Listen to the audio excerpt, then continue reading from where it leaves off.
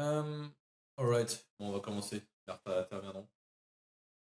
Alors, US. Bon, la US, je crois que le dernier live qu'on a eu, c'était. euh,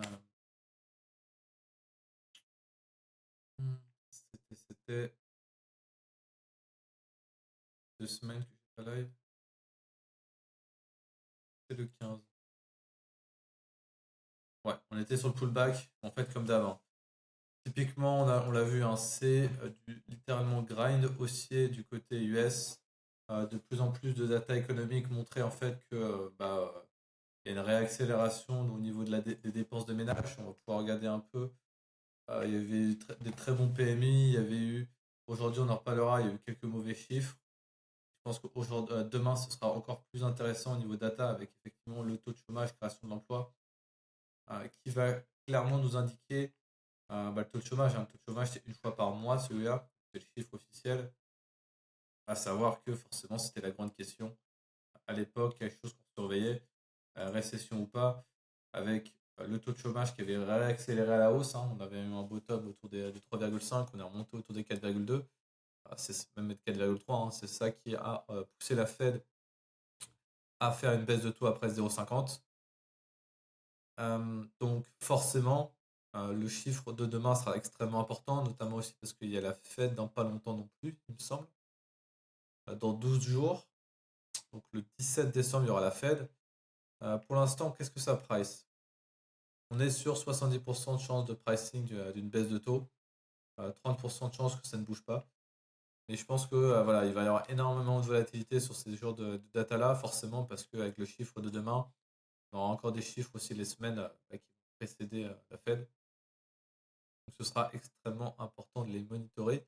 Mais sinon, honnêtement, il ne se passe rien aux US. On a eu quand même des rebonds assez pas mal sur le S&P a continué de gagner à la hausse. On va dire que c'est le Nasdaq qui a réaccéléré un peu plus, lui, notamment poussé par, je dirais, toutes ces cochonneries-là.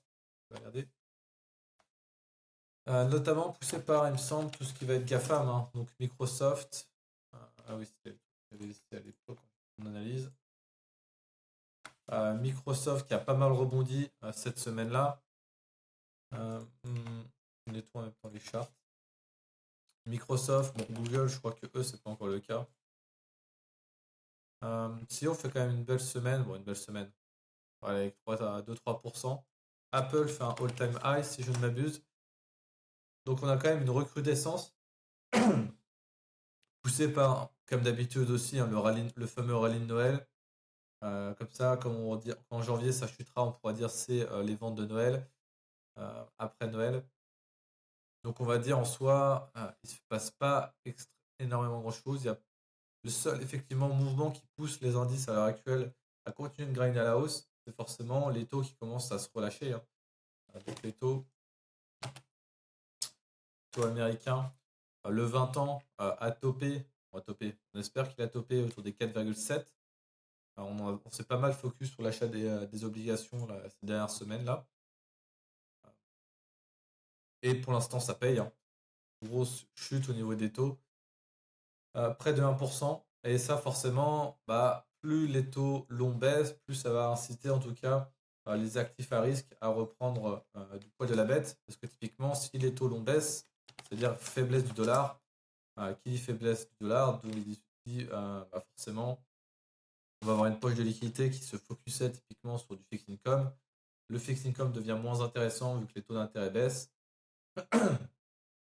Et donc, on va justement faire un arbitrage entre ce fixed income-là vers des actifs potentiellement avec un meilleur rendement.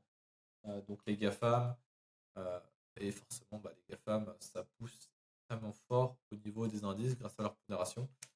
Maintenant, voilà, je crois qu'on l'avait assez montré, de montrer un peu à chaque fois pour un peu avoir une idée. Mais en termes de multiples du S&P, on est quand même celui-là.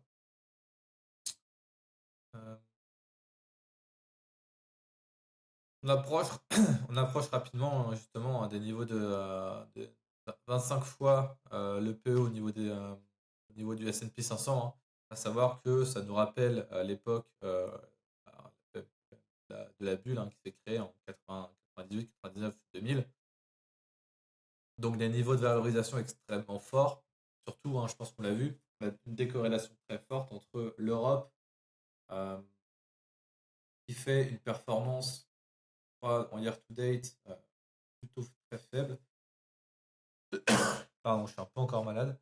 En year-to-date, typiquement, les US surfent complètement contre en fait, tout le monde, hein, à part effectivement Taïwan, parce que ça reste forcément dans la dynamique euh, intelligence artificielle, hein, donc forcément, c'est ce qui pousse les US, c'est ce qui pousse Taïwan. D'ailleurs, on a un peu les derniers, tout ce qui va être l'Inde, la Chine, enfin pas mal les émergents qui ont remonté. Mais sinon, bon, la France est extrêmement en retard. Mais voilà, la France, Suisse et l'Europe dans sa globalité autour de 3%, là où les US font 30%. Donc on a quand même un flot massif de liquidités qui part dans les US, qui fait que forcément ça pousse les niveaux de valorisation de plus en plus haut.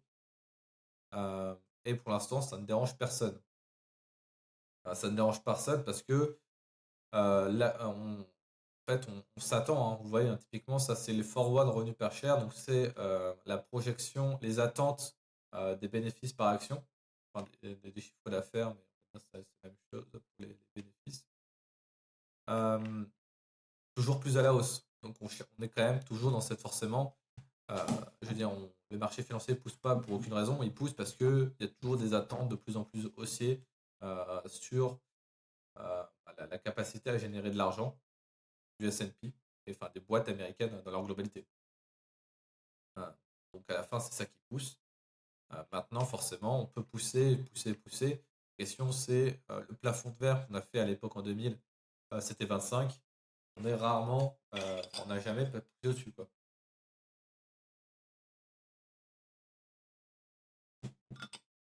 Mais en fait, techniquement, on peut très bien aller à 30 fois les bénéfices, en fait. La réalité, c'est qu'on l'a jamais fait, mais c'est pas parce qu'on l'a jamais fait que c'est impossible. On peut, cette fois, c'est différent.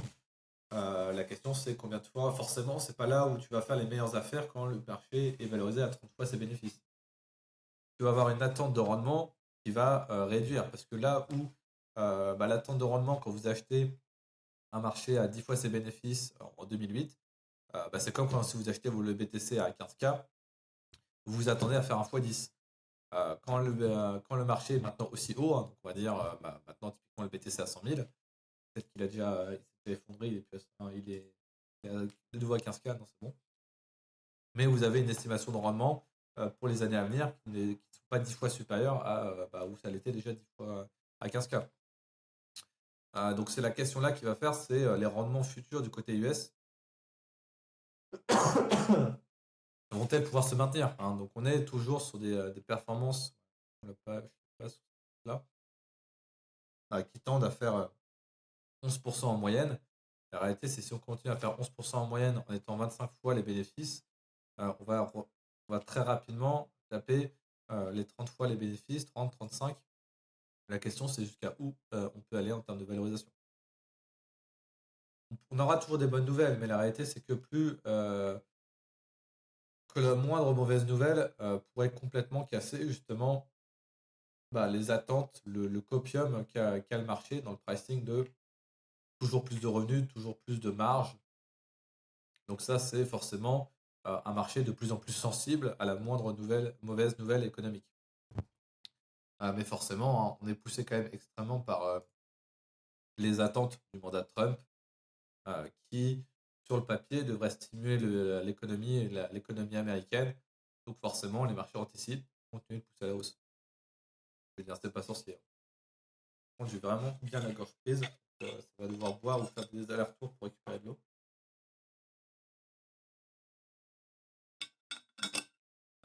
Donc voilà un peu pour le côté US.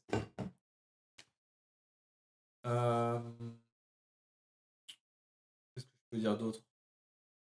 Le TLT a bien. Robin Hood était simple. Après, tu viens là aujourd'hui.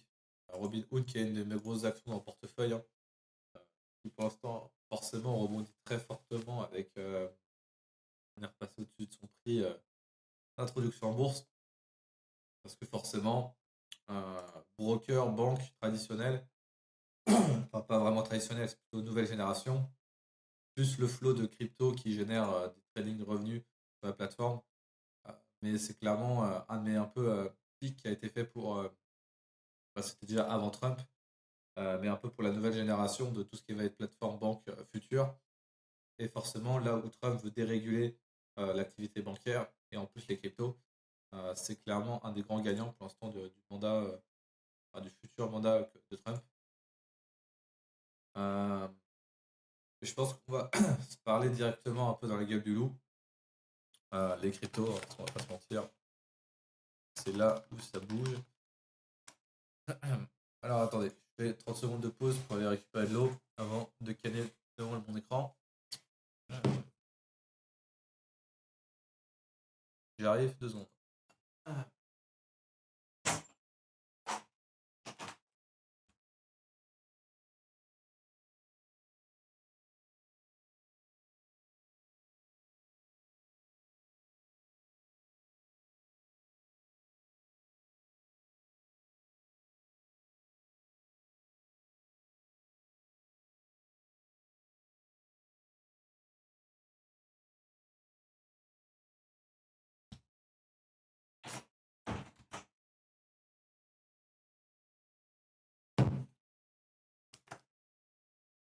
Excusez-moi. Je suis un peu la gorge de prise. Ah, c'était le téléphone. Donc les cryptos. Le total. Alors total, bon forcément, avec le breakout qu'on a fait à l'époque du dernier top, maintenant on se retrouve, même en monthly, en complète all-time high. Donc forcément, ça fout un peu les chocottes. La question maintenant, c'est à quel multiple on va s'arrêter. La réalité, c'est que personne ne le sait. Forcément, forcément, ce sera un multiple, on va dire, inférieur au multiple qu'on avait fait avant. On ne peut pas se permettre, justement, de faire la même performance qu'on faisait à chaque bull run. Parce que vous doutez bien que la market cap n'est absolument pas la même. La quantité de cash générée qu'il faut pour bouger cette market cap-là est nettement réduite. Donc là où à l'époque on était capable de faire 100 milliards à 3 trillions, qui fait à peu près x30. Alors, attention. Mieux. On peut pas faire x30 sur la market cap à 800 milliards à du coup x30, ça fait quoi? Ça fait 24 trillions. Un truc comme ça. Ouais, ça. Fatigué. Donc, ce qui fait que pour l'instant, je veux dire, on ira après précisément sur le BTC.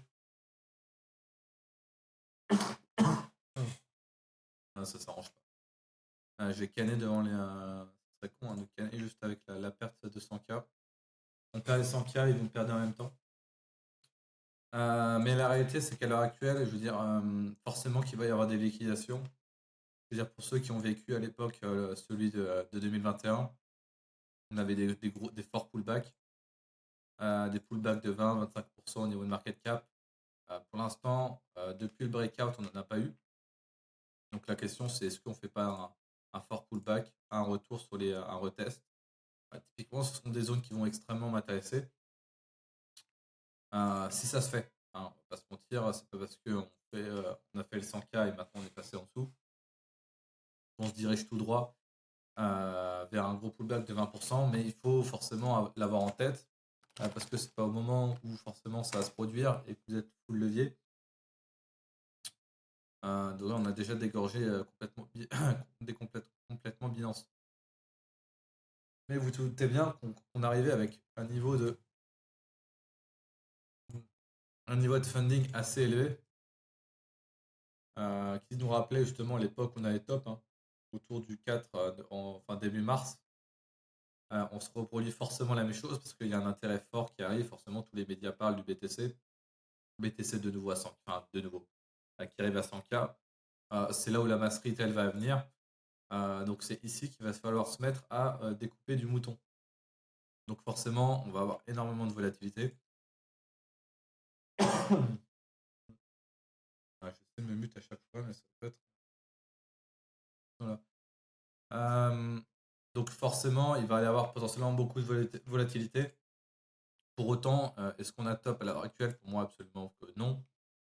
Maintenant, après, c'est absolument pas médium.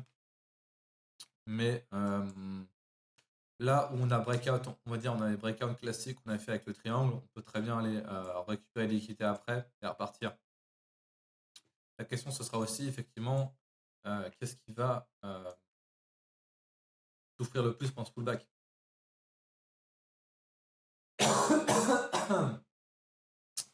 Pardon. Et donc forcément, si là on pullback un BTC qui fait un pullback de du coup un petit pullback de 14%, est-ce que les ALT vont prendre moins 25? Est-ce que les ALT vont faire pareil? Ça nous donnera déjà pas mal comment dire pas mal de signaux dans le sens où typiquement si vraiment on a top, on le verra, hein, vous pouvez le voir à l'époque, c'est qu'il y a un retour très très fort de la dominance.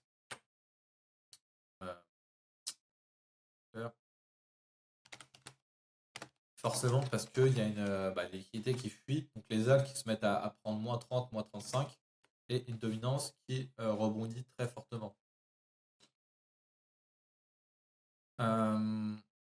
Donc à l'époque, là où on avait top, on était sur une dominance qui arrivait autour des 30%. Après, là, elle était extrêmement basse. Donc, en soi, même si on avait top là, la dominance était tellement basse qu'elle a mis quand même énormément de temps à remonter.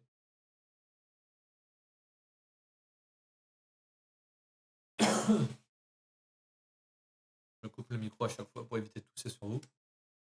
Le fait est qu'à l'heure actuelle, déjà, on n'est absolument pas sur le même niveau de dominance qu'on avait pu l'avoir à l'être.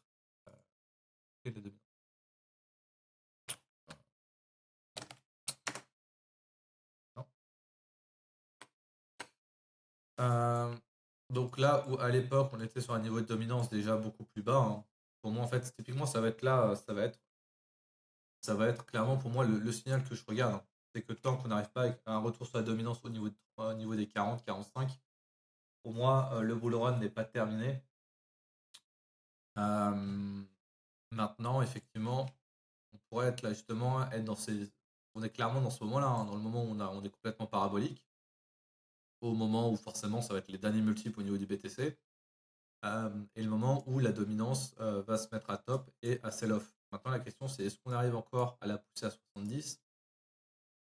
Avant ça, je ne sais pas du tout. À l'heure actuelle, mon portefeuille, j'ai moitié alt, moitié BTC.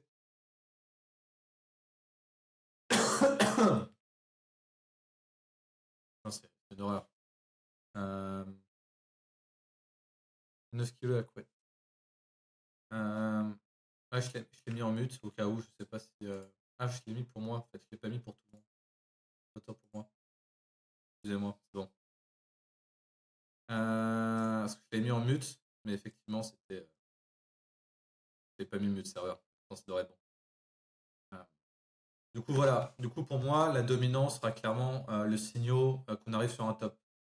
Donc là, à l'heure actuelle, ce qu'on fait forcément, hein, je veux dire un bull run, c'est jonché de pullback violents. On en a eu un là qui a été moins 30%. On peut très bien avoir un autre pullback à moins 20, un BTC qui retourne à 82. Je suis totalement ouvert à ça. Mon portefeuille, forcément, il sera impacté, mais je suis pas en levier. Si vous mourrez parce que s'il y a un pullback de moins 25 et que vous souffrez d'une liquidation derrière, là, forcément, je veux dire, il ne faudra pas se plaindre. C'est typique, on va dire, des sweeps. Surtout si c'est un pullback avec une dominance qui remonte, ça peut faire de sacrés dégâts. Donc voilà.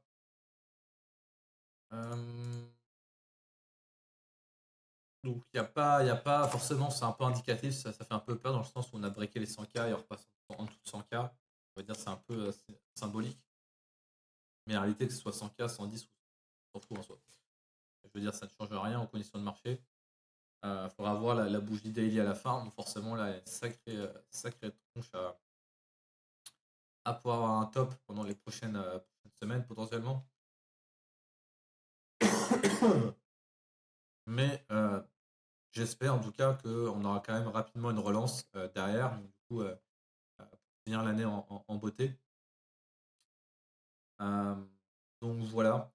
Après, forcément, ce que je regarde aussi sur les marchés, ça va être tout ce qui va être rotation sur la Ethereum. Ethereum est extrêmement bien positionné aussi pour bah, lui avoir son propre bull run, hein, parce que forcément, je pense que vous l'avez vu, pour l'instant, tout montait très fortement. L'Ethereum étant très pas mal en retard. Après, je sais pas si Solana. Non, Solana n'est pas en train de faire des ATH non plus. Donc on est un peu dans la même situation. Euh, Justement, le rallye, hein, donc là où le BTC fait vraiment à casser ses plus hauts, lancer son bull run, c'est pas clairement pas le cas sur on va dire les altes majeures. Bon, je parle pas d'XRP parce qu'on va dire que c'est un peu une catégorie à part. Mais du côté Ethereum et Solana, forcément, faudra attendre justement la rupture sur la dominance, donc une rupture totale pour avoir enfin, on va dire, notre rallye qui sera sûrement le dernier, en tout cas pour ce cycle-là, avec un ETH à 7000, 10 000, enfin, la grande zone ici, quoi. Je ne sais absolument pas jusqu'où on va monter. Et comme moi, je prendrai mes profits une fois que la dominance aura extrêmement bien baissé. Et après, on se retrouve dans 4 ans.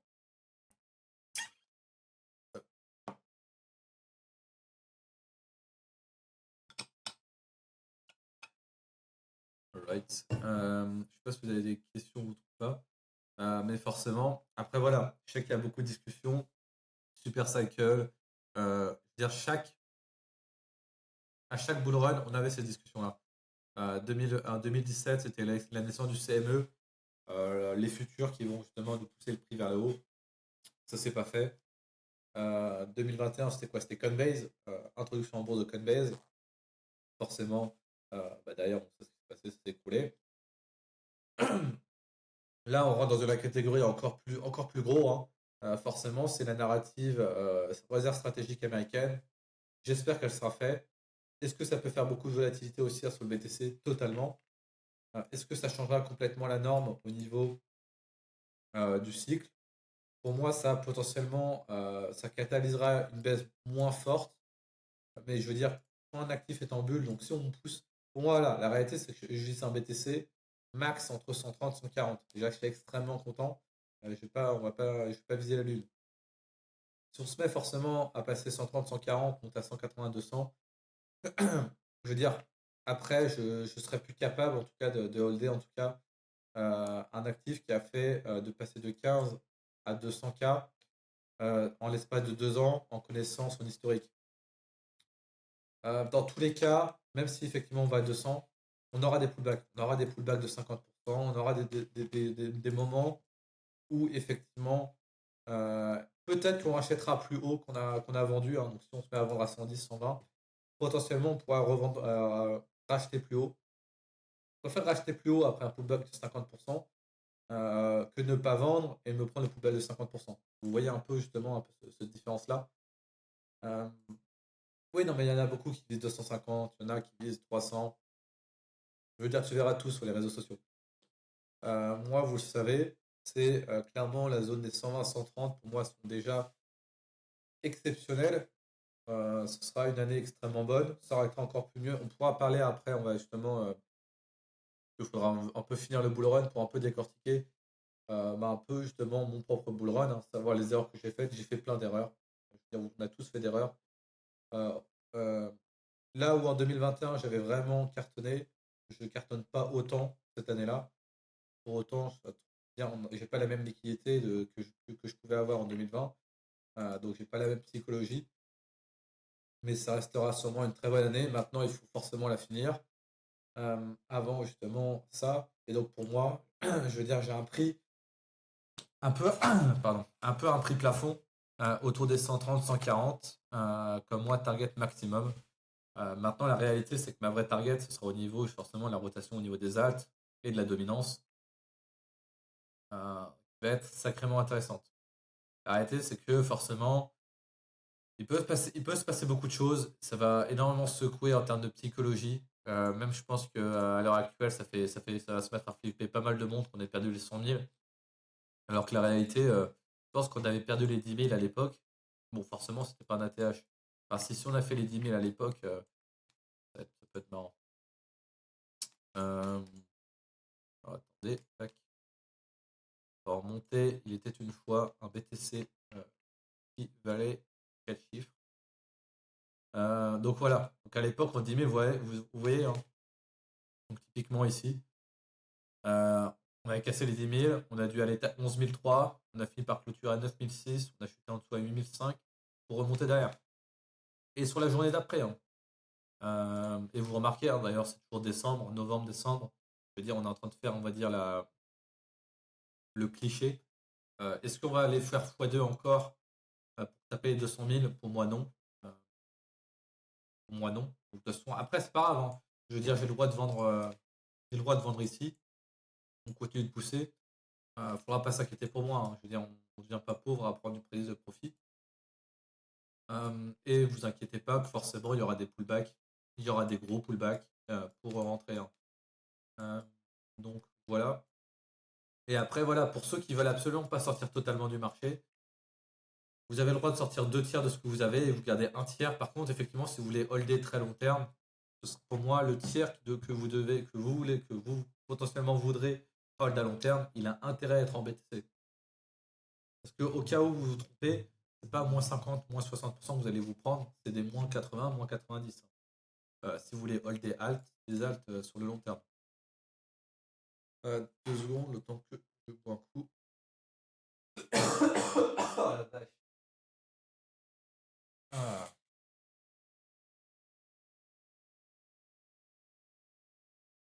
Alright.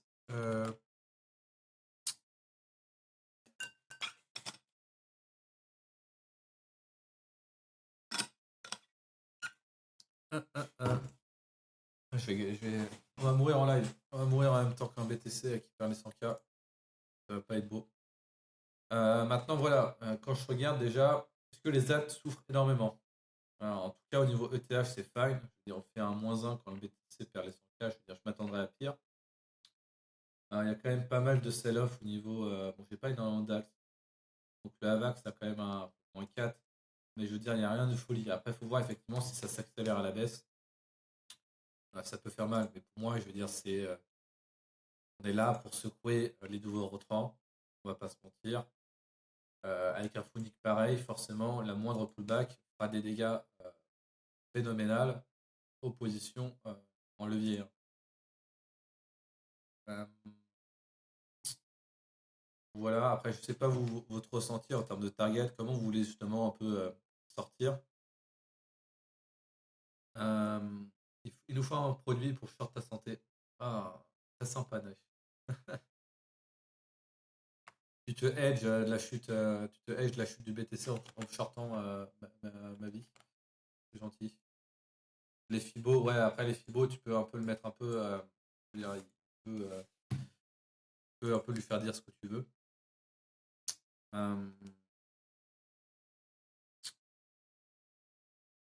Donc voilà.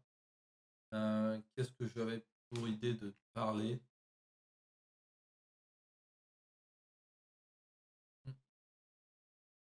Forcément, la dominance. Après, la dominance, ça va. On a un rebond, mais à 0,30%, on va dire, c'est pas un gros rebond. Le sell-off.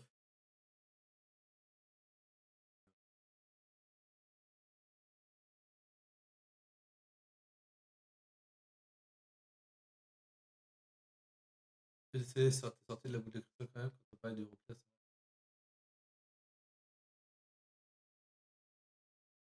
Ah, c'est pas la boule de cristal, c'est typiquement, on avait mis, hein, je pense que si tu prends un replay, la zone des 61 est extrêmement importante. Donc pour moi, clairement, au moins une rechute assez rapide au niveau des 50-55, comme on avait fait à l'époque, c'était totalement viable. Je veux dire, 55, c'est une grosse zone, hein, comme tu peux le voir. Maintenant, c'est effectivement, si effectivement là on a top, parce qu'à chaque fois on topait avec une dominance qui atteignait les 70. Maintenant, on est quand même dans un marché avec des altes beaucoup plus imposants qu'on a pu l'être à l'époque. Mais la réalité, c'est qu'on peut encore pousser.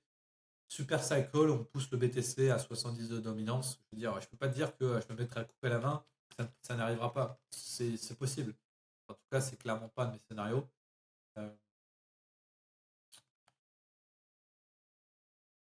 Moi aussi, je m'attendais que ça s'aide plus sur les actes. C'est pour ça que pour moi, justement, on arrive quand même à la fin justement de ce bull run-là, qui est que bah, la liquidité, même quand elle se barre du BTC et qu'on est en dump, la liquidité ne fuit pas des actes. Elle reste quand même assez dans les actes et potentiellement, quand on va avoir un rebond du BTC, voire un BTC flat, la dominance va se mettre à chuter très fortement et les altes vont se mettre à vraiment là péter à la hausse, quoi. Mais pour moi, on est totalement à la fin, on arrive à la fin de bull market, hein. Je veux dire, quand je dis je vise les 120, 130, la réalité c'est qu'il manque que 20%, hein. Et vous vous rappelez, hein, la charte BLX, donc le BTC versus le SPX. Donc on targetait 3 fois moins que ce qu'on a pu faire à l'époque en un break la TH. Donc ça nous donne une zone justement autour des 20, 18-20 en termes de rendement, qui est maintenant qu'à 20% de différence. Donc, pour moi, on a une surperformance des 20%. Pardon. On a potentiellement encore une super performance du BTC versus le S&P de 20%. Et après vous avez intérêt à arbitrer vos BTC versus SPX, quoi. En tout cas, c'est potentiellement ce que je ferais. Que vraiment, je dirais, je vais tout remettre dans le S&P. Je ne pense pas, hein, pas à ce niveau-là. Faudra que je réfléchisse qu'est-ce qu'on fait avec la liquidité qui va être débloquée, hein. Parce que forcément, on sort d'un trade. La question pour maintenant, c'est quel est le prochain trade?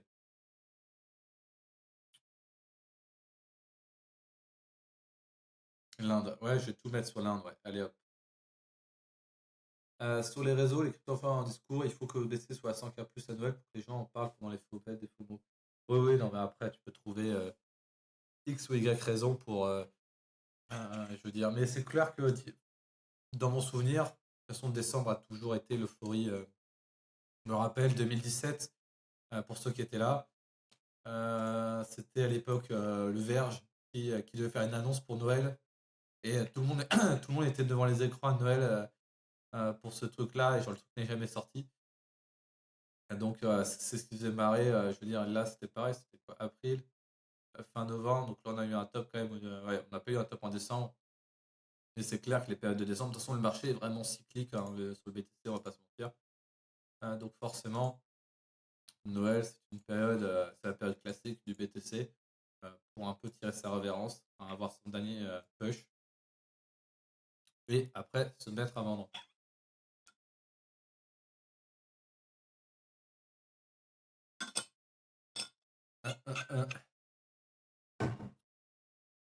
Euh, USDC, USDT.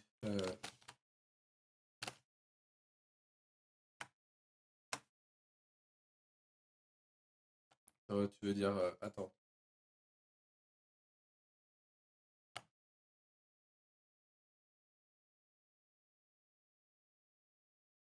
Je sais pas ce que tu veux dire. Ah, la dominance des.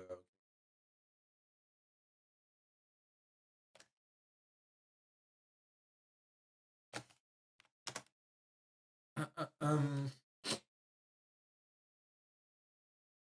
hum, réfléchis.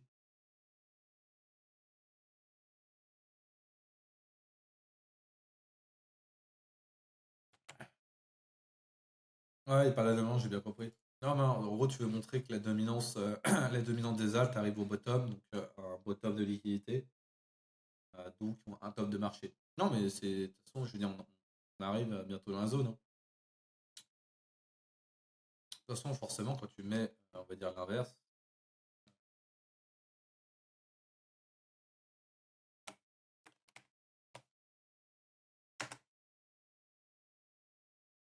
hein, hein,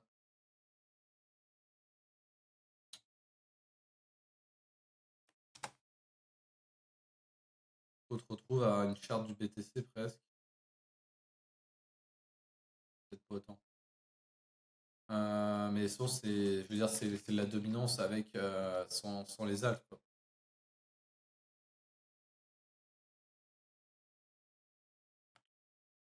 Ouais, c'est un support de l'équité. Ouais, mais le support, en fait, c'est toujours pareil, en fait. Ton support, il est là, quoi. Euh, dire, en fait, c'est large, quoi. C'est pas parce qu'effectivement, on sait, hein, on arrive à la fin du bull run, hein, donc forcément, c'est pas là qu'il va falloir se mettre à rentrer pour viser les plus gros rendements, hein. Maintenant, est-ce que là, aujourd'hui, on a fait le bottom? Je veux dire, on n'en sait rien, en fait. J'espère que, historiquement, quand même, on tapait ces zones-là, mais après, c'est pareil, on va dire l'historique à l'époque n'était pas le même. Était pas le même en termes de volume sur les IT USDC. Donc la liquidité en soi, je réfléchis en fait, parce que le problème des USDT, USC, USDT, c'est que leur supply money peut être augmenté très fortement s'ils le veulent. Euh, donc s'ils augmentent le volume, donc leur market cap devient plus fort, donc en soi la dominance remonte.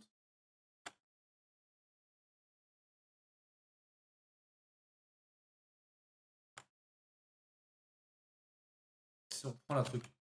Ah, on est sur un FK CTH. Oui, bah en fait, c'est toujours pareil. En fait, c'est la question justement de est-ce que la dominance arrive à toper.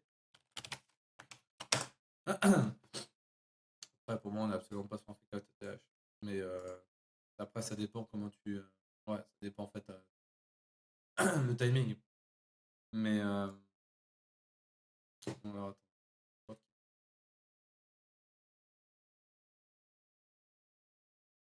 Donc, ce que tu veux dire, c'est quoi? C'est que effectivement, à l'heure actuelle, pour toi, là, on a fait le top de marché.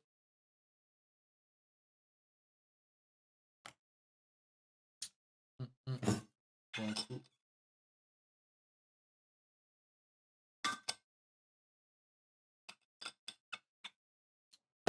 Niveau timing, tu vois un top mi-2025? Non, non, je vois même, pour moi, ça va arriver très rapidement, hein, même pas en janvier, février.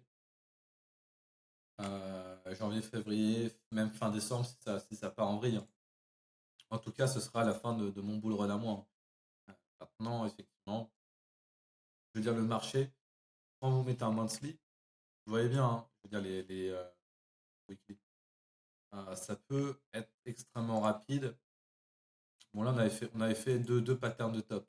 Mais en soi, à l'époque là, début décembre, on était là. Donc, ETH à 400. Et on a fini 4 fois plus haut mi-janvier. Donc pour moi, mi-janvier, c'est pour moi la fin, on va dire, la fin du timing. Donc pour moi, ETH, etc. ETH, Solana, ça va se faire extrêmement rapidement en termes de timing. À partir même.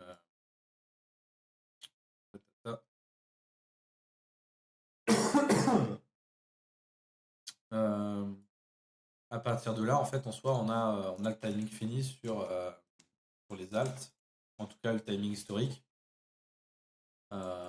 Et ça coïnciderait justement avec une très forte chute de la dominance. Local top potentiel. Oui, non, mais en fait, voilà, en fait, le problème, c'est que après le Total 3 est tellement volatile que c'est pas parce que là qu'il a buté sur le top. Je veux dire, pareil, le Total 3 est tellement inflated par le nombre de coins, etc., qu'il faut pas le prendre non plus en termes de prix pur. Je pense qu'en clôture est beaucoup plus intéressant. Mais de toute façon, c'est clair qu'on arrive à la fin. Mais pour moi, je veux dire, clairement pas. Le BTC ne va pas top à l'heure actuelle maintenant. En tout cas, un vrai top de marché. À moins qu'effectivement le S&P le fait aussi. Demain, le S&P commence à bien market. Alors effectivement, le BTC commencera à bien market. Je veux dire, ça, on peut pas, il peut pas lutter dans un monde où le S&P va perdre 10% pour les 2 prochains mois. Le BTC aura énormément de mal à suivre. Ça, c'est clair. Enfin, énormément à continuer à la hausse.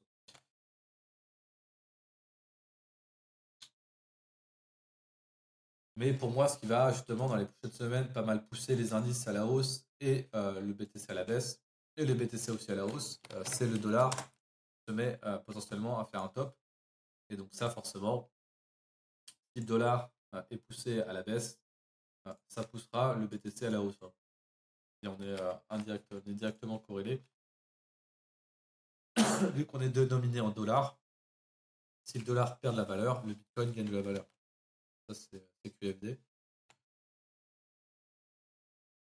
Euh,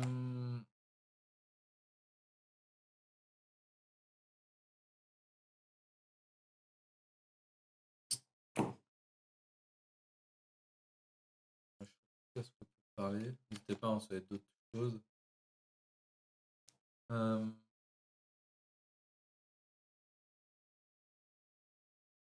Tiens d'ailleurs, MSTR moins 5%. Euh, mais voilà, je pense qu'on va faire des belles bougies qui vont bien mettre le doute dans tout le monde. Ayant pour but, là, je vois déjà, hop, regarde. On clôture ici. Les gens me disent, ouais, la super mèche, ouais, regardez, double top. C'est tout zéro, on va faire ça et on va potentiellement monter instantanément derrière. Et ça va être très rapide. Enfin, on aura des baisses rapides. Comme je vous dis, pour moi, les prochaines semaines détermineront la fin du bull market. Euh, donc c'est clair qu'il ne va pas falloir jouer aux chaises musicales trop longtemps. Normalement, on le verra assez fortement que la musique, en tout cas, joue à plein nez quand on aura des journées à ETH qui fait plus 30%. Maintenant, à l'heure actuelle, ce n'est pas encore le cas. Euh, mais la charte ETH est vraiment, vraiment stylée. Donc pour moi, il a clairement tous les éléments pour exploser. Euh, mais derrière, c'est toujours pareil. Hein. ETH, c'est, on va dire, faut qu'il le fasse. Quoi. Euh, Sinon, il est renvoyé tout directement en bas, mais après, en soi, il perd complètement le timing. Ça veut dire qu'on a un bear market sur BTC. Alors, on va pas avoir un rebond après derrière si le BTC se met à faire, on va dire, un bear market. Penhandle, oh là là. J'ai envie de te mettre des baffes quand j'entends ça. Je déteste les. Mais oui, peut-être. Pardon. Alors j'ai regardé peut-être après quand j'ai un peu de force, si j'ai encore un peu de force, Nash l'Inde. Sinon je le ferai en perso ou alors dans un autre live. Euh, ASML est pour moi un monopole intouchable totalement. Euh, Là j'ai pas de liquidité pour renforcer ASML, enfin pour me mettre sur ASML, mais ASML est pour moi une très bonne boîte à avoir en portefeuille.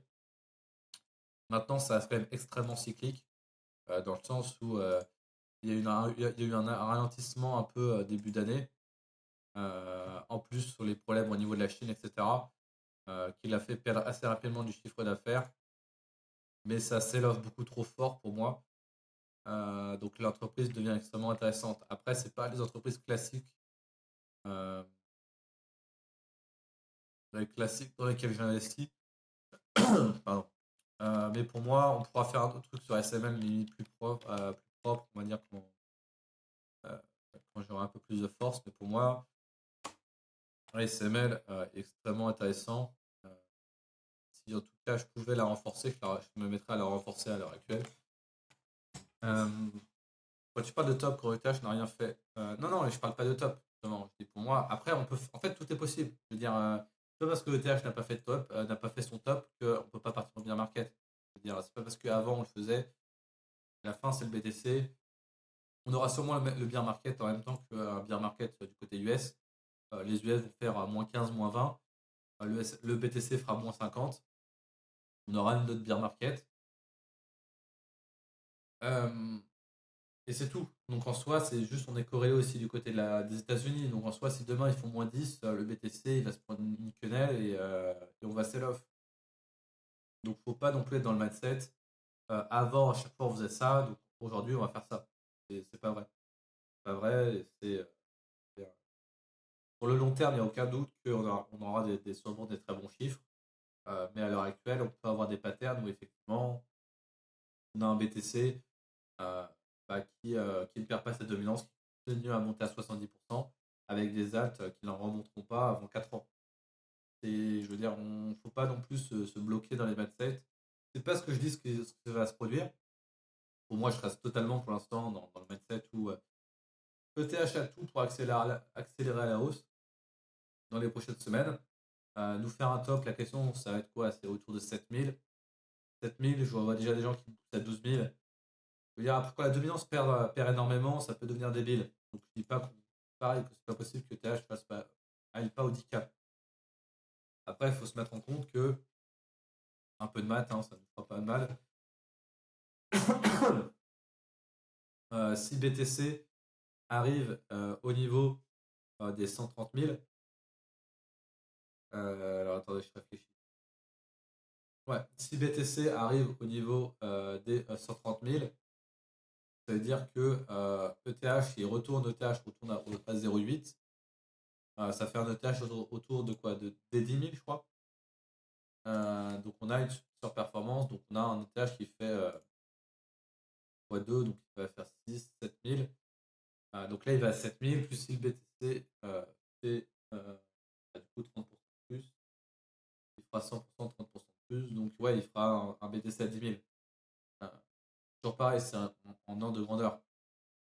7 000 février, non, mais pas 7 000 février, moi je te dis 7 000 début janvier.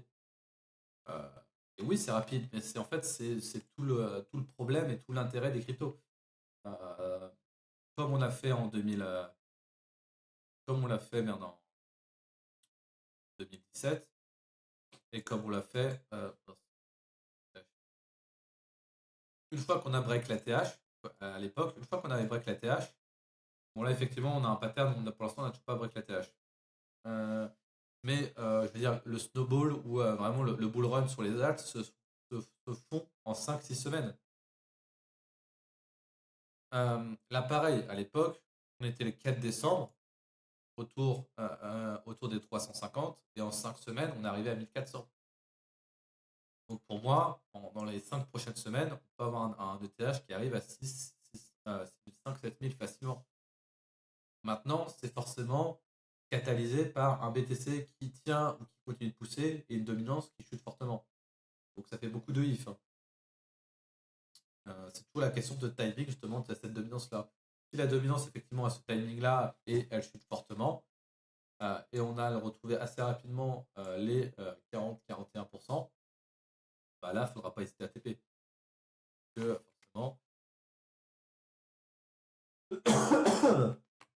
forcément, bah, vous le voyez, hein,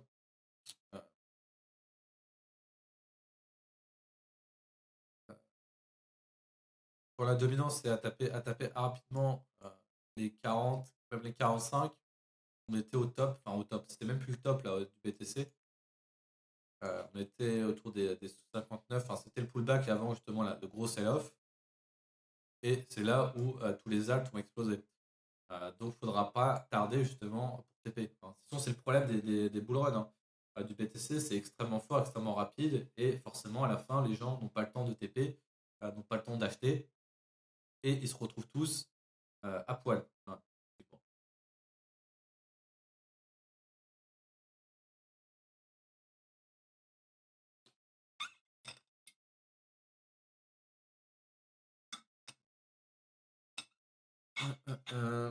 Après, tu as aussi les investisseurs ETF qui ont bien performé avec le TBC, ça donne la confiance pour ETF.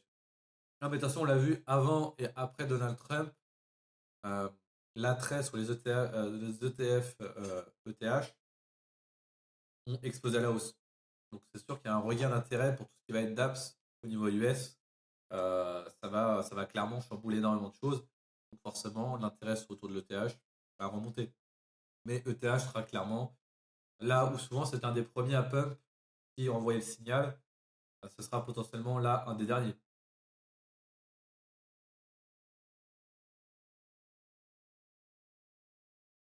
Mais la réalité, c'est que est-ce que l'arrivée de la stratégie, si ça arrive, cela ne pourrait pas relancer un bull run? En fait, voilà, c'est des choses où vous vous posez des questions et c'est légitime. Je me les pose aussi. Euh, et on ne peut pas contrôler ce qui est forcément par défaut quelque chose qu'on va savoir. Hein. Malheureusement, je n'ai pas de boule de cristal. Tout ce que je peux faire, c'est contrôler mon risque. Donc, j'ai des targets. Je veux dire, les gars, on est passé de 15 000 à bah là, on est prêt à 130, 150, 130 000. C'est déjà une perf qui, pour moi, est extrêmement intéressante. Si on doit continuer à 200 000, soit 200, 250, on aura des pullbacks. Et ces pullbacks-là, moins 50%, je commencerai à rentrer sur le BTC ou sur pas les alts, sur le BTC. Toujours prioriser les BTC. À mon avis, si un BTC arrive à 250K en plein milieu d'un run comme ça, c'est que la dominance devrait être, en tout cas, va se mettre à sacrément augmenter. Donc, prioriser un dominance, c'est toujours le mieux. Euh, mais oui, la réserve stratégique peut catalyser des choses monstrueuses, hein. C'est parce que on a les États-Unis d'Amérique qui se mettent à acheter eux-mêmes du BTC et à faire en sorte que le BTC devienne une réserve de valeur officiellement, mondialement. Donc derrière, en fait, l'Europe va suivre. Bon, l'Europe mettra forcément beaucoup plus de temps, mais forcément, c'est d'excellentes bonnes nouvelles. Et c'est pour moi pour ça que cet actif-là arrivera pour moi à un BTC à 1 million, même si là, ça nous semble. Je veux dire, quand le BTC était à 3000, on disait que le BTC irait à 100 000, personne nous n'y croyait. Personne n'y croyait. La réalité, c'est que maintenant, on est à 100 000, les gens vont se mettre à croire que le BTC peut aller à 1 million. C'est vrai, pour moi, le BTC peut aller à 1 million. Mais il n'arrivera pas à 1 million en 5 ans, ni en 7 ans. Pour moi, il mettra des dizaines d'années, 10, 15, 20 ans à y aller. Parce que forcément, c'est une masse monétaire beaucoup plus forte, des rendements. Là où avant, on pouvait faire soit 50% par an, là, on va se mettre à faire plus à 21, 17, 15% par an, de plus en plus tendre vers justement un rendement inférieur. Donc, à partir de là, il n'y a pas à se précipiter. On aura toujours des soldes, on aura toujours des moments. Est-ce que ce sera des pullbacks aussi fortement qu'on a pu avoir avec des moins 77%? Potentiellement, je veux dire, on peut avoir un push, on a un push, on commence à dump. Microsoft Stratégique fait faillite parce que ils ont chié. Effectivement, eux, ils prennent du levier sur le BTC. On a un gros sell-off des assets. Je veux dire, ça peut être extrêmement fort. Et derrière, après, on repart. Je veux dire, il ne faut pas non plus faut pas se faire piéger. En tout cas, moi, je sais pas, j'ai réussi à esquiver ce genre de type de piège en 2021. J'étais satisfait. J'avais en plus, on va dire, un catalyseur et j'avais une concordance avec forcément graphiquement. Je me rappelle, j'avais TP grâce à ça, hein. Graphiquement, à l'époque, quand j'avais TP, c'était ici, hein. Au moins, on avait reclôturé la weekly dans l'ancien ATH, sous l'ancien ATH, hein. Ça a fait en plus un double ATH qui n'est vraiment pas le plus sexy. Donc je suis parti. Et d'ailleurs, j'ai une raison. Donc à savoir, il faudra voir aussi forcément la forme au niveau technique. Ça sera aussi donné qu'à l'époque, je pense pas. Je pense pas qu'on aura des doubles tops. Peut-être qu'on aura un double top justement avec la réserve stratégique. Mais dans tous les cas, on aura des pullbacks. C'est ça qu'il faut rester. L'actif ne va pas monter tout seul à 1 million dans les prochaines années.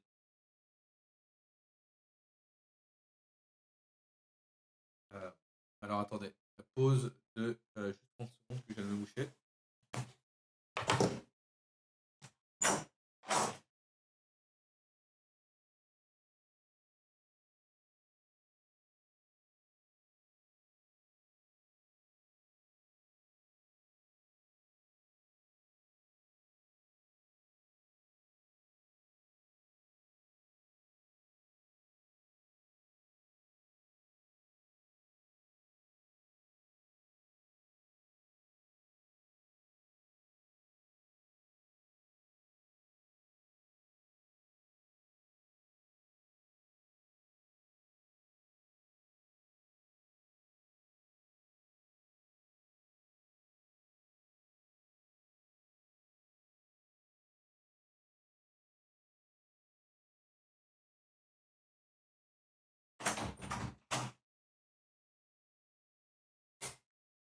Ok, pardon. Donc oui, on aura des news qui vont certainement être sympas. On aura une démocratisation folle de l'actif et des perspectives futures super grandes. Donc la réalité, c'est que voilà, si vous voulez faire votre bull run, donc disons qu'on arrive à 130, 120, 130, vous avez fait des gains monstrueux, c'est impossible que vous ne TP pas. Je veux dire, pour moi, c'est inconcevable. Après, voilà, chacun sa gestion.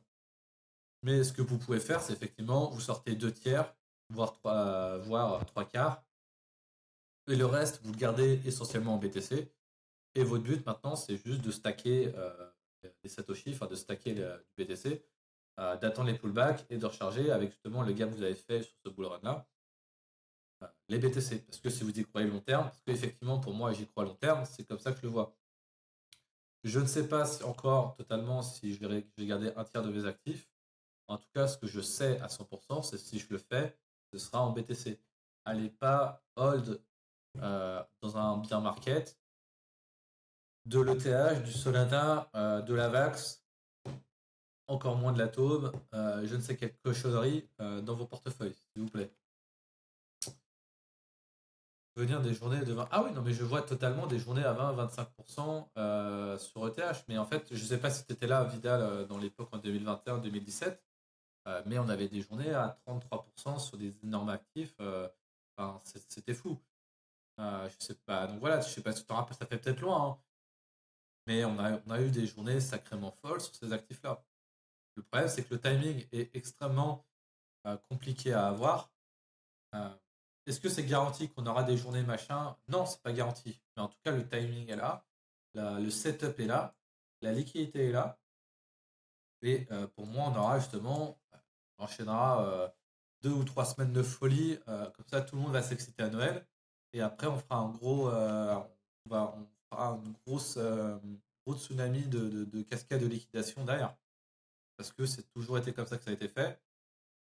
Et que le BTC, incapable, de par sa jeunesse et son incompréhension, hein, la réalité c'est que personne ne sait la vraie valeur d'un BTC, on se retrouve à des périodes d'euphorie extrêmement fortes qui poussent des prix d'actifs complètement débiles, suivis après par des moments où un prix complètement dépressif, euh, qui est largement en dessous, on peut dire, de ses caractéristiques fondamentales.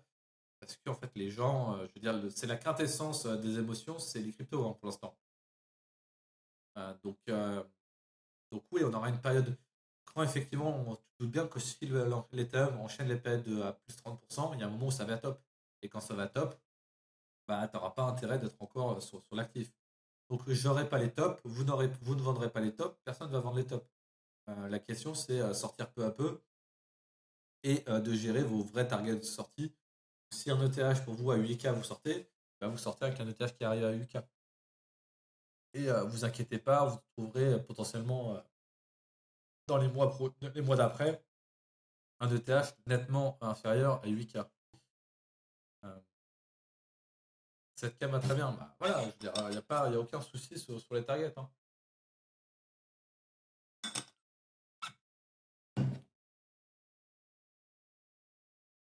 Alors, je me mouche un coup.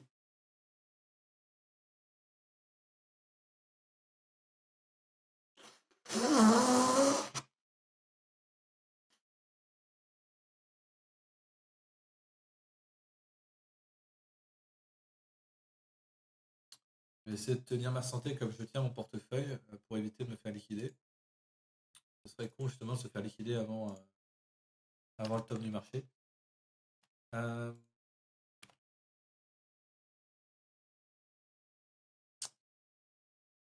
je vois un top. En fait, bonne question. Historiquement, en fait, je ne sais pas si vous le voyez, mais typiquement, hein, les 2 derniers tops du BTC, donc quand le BTC est pour le coup devenu quand même assez mainstream, le BTC est devenu assez mainstream à partir de 2017 pour moi. Pas autant qu'il est à l'heure actuelle, mais c'est vrai qu'il est rentré, on va dire, dans le vocabulaire des gens quand il est rentré sur M6 ou à l'époque. Bah, typiquement, vous lui calquez un S&P dessus, et le top ultime ne s'est pas produit, en tout cas à l'époque. Mais là, on a eu le top du S&P. Je vais virer ça. Euh, on a eu un peu d'euphorie quand même au S&P avant justement, mais en soi, dans toute la période où il a un range assez pas vraiment baissier, on l'a latéralisé et forcément on a fait une grosse vague baissière en 2018. Euh, vous voyez, ça s'est répercuté sur un prix du BTC. Pareil, bon, le Covid, je veux dire classique, le Covid ça a chamboulé tout le monde, à l'époque, hein, faut rappeler. Voilà. Et maintenant, pareil, le top qu'on a fait sur le BTC à l'époque en 2021, la réalité c'est que les gens sont sortis. On pourrait même dire que potentiellement, un top du BTC prédit un top des marchés US. Que ce soit les mains qui veulent jouer avec l'actif le plus risqué juste avant que la musique s'arrête, potentiellement, ou alors c'est juste une coïncidence. En tout cas, ce qui est sûr, c'est que si le S&P rentre dans un moment de pullback, hein, donc je ne vois pas, soit on range comme ça, effectivement, des fois on a des pullbacks assez violents, hein, mais un range assez neutre, mais avec justement une période où forcément les marchés sont un peu en trouble. Euh, il n'y a aucun doute que le BTC va faire son pullback et assez violemment, même si tu as les US qui se mettent à acheter. Que la réalité, c'est que même si les US décident de faire une réserve stratégique maintenant, rien ne veut dire que 4 ans plus tard, un autre président arrive et se mette à vendre tous les BTC et à retirer tout ce que a fait Trump avant, hein. Je veux dire, il faut aussi garder ça en tête. Euh, du coup, là, c'était pareil. Du coup, 2021, forcément, c'était le top avec le pullback. M'avait donné un peu raison à l'époque. On a eu un S&P qui a fait moins 80% sur le BTC et on avait quoi? On a fait faire 4008 à 4000. Donc, on avait fait à peu près 20%, 20-25% de pullback. Forcément, ça a été complètement désastreux sur le BTC. Maintenant, si demain on fait forcément un pullback de 20%, parce que pour X ou Y raison, forcément, il faut attendre que le BTC fasse un pullback de 50 ou 60%.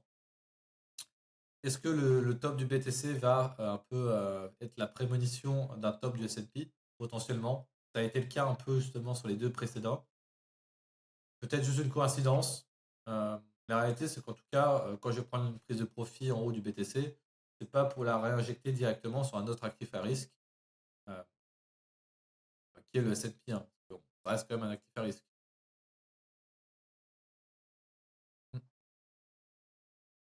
Vous voyez un peu ce que je veux dire. Et après, on discutera justement de un peu la stratégie, ce qu'on fera avec les liquidités du BTC, hein. Il y aura peut-être des choses à faire, des obligations, enfin, un peu une période un peu de temporiser. Parce que quand on a accro au risque, forcément, on a envie de ressauter directement dans un truc risqué. Mais c'est le meilleur coup de tout perdre. Ce serait con, quand même.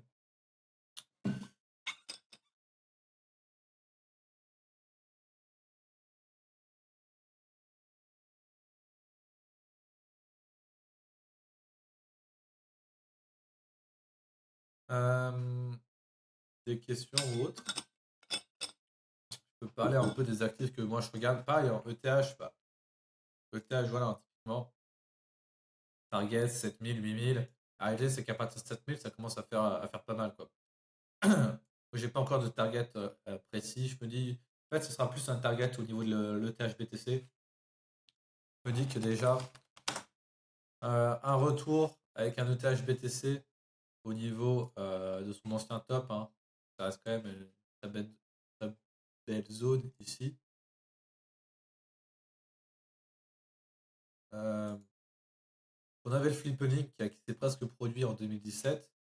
Je pense pas qu'on retourne, surtout si on est dans un mindset ou réserve stratégique BTC. En tout cas, je m'attends à TP justement sur cette partie-là. Donc, je m'attends à l'heure actuelle d'avoir un ETH qui fasse 100% de performance de plus que le BTC. Donc, un ETH à 8K si le BTC reste à ce prix-là. Donc, c'est plus, moi, ça va être plus un timing au niveau ETH BTC qu'un niveau ETH USD pur. Mais en tout cas, c'est là où je vais vendre mes ETH pour repasser soit en BTC, soit forcément, si pour moi c'est un top de marché, en dollars directement. Avax, j'en venais d'ailleurs. Euh, j'en j'en- je vais en parler juste après. C'est l'actif que je voulais parler. Sachant que voilà, pour la thématique ETH, à l'heure actuelle, j'ai plus que euh, deux, cryptos pour jouer cette thématique-là. Donc forcément ETH, je suis dedans. Et ENS. ENS qu'on avait présenté à l'époque, il y avait pas mal rechargé au niveau des 20. Pour moi, elle devrait accélérer aussi assez fortement si ETH le fait. À savoir que ENS BTC, voilà, c'est pour potentiellement viser un ETH ENS au niveau Donc je vise plus un 150%, voire 200% sur l'actif, du coup, typiquement en valorisation beaucoup plus faible, donc plus de risques, mais plus de rendement potentiel. Pour le coup, la narrative joue vraiment pas mal sur ENS, parce que rien que ENS, dans le nom, il y a Ethereum. Donc en tout cas, les algos achètent. En tout cas, c'est ce qui a été mieux quand on compare par rapport à c'est Arbitrum ou tous les autres, hein, qui, on va dire, portent le mieux. Donc en soi, c'est la deuxième place qu'on joue. Euh, non, non, non, j'ai pas parlé super fort. C'est vrai que je l'ai réutilisé de anciens lives, mais on peut reparler un peu de la super performance US. Fini avec Avax. Euh, du coup, Avax pour moi, c'est déjà retour ATH, hein. Retour ATH, ce serait déjà vraiment bien. À savoir que ce qui est plus intéressant maintenant quand même à regarder, ça va être le Avax BTC. Je me rappelle, je crois que c'est toi, Nash, qui avait bien TP à l'époque pour Avax, il me semble. Début janvier, quand. Ah non, c'était peut-être Avax ou TH même, qu'on regardait plutôt. Euh, mais typiquement, c'est pour viser déjà un retour sur cette zone-là, hein. Donc un AVAX qui fait x2, voire potentiellement justement un retour sur les zones au-dessus. Donc là, c'est toujours pareil, hein. C'est qu'il y aura un TP pour moi ici, un autre TP ici, et un autre TP ici.